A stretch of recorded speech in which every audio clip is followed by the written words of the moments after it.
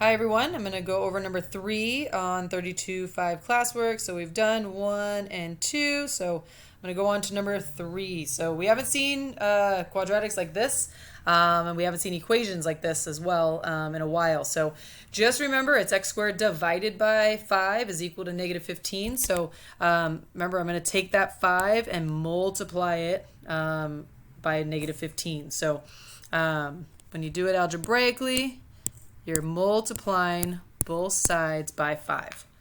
So what that does, that cancels out that. So I have x squared equals to negative 75. So I'm going to take the square root of both sides.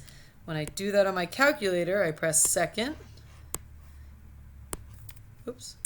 Press second. X squared, negative 75. So I get a domain error or error. I don't know what your calculator says. So a lot of them will say domain error.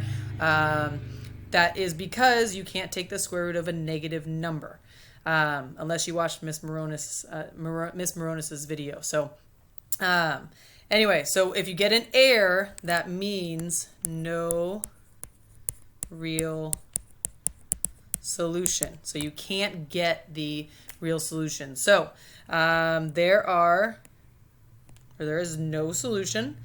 The number under the radical, so the radicand was less than 0. All right, so if it's less than 0, no real solution.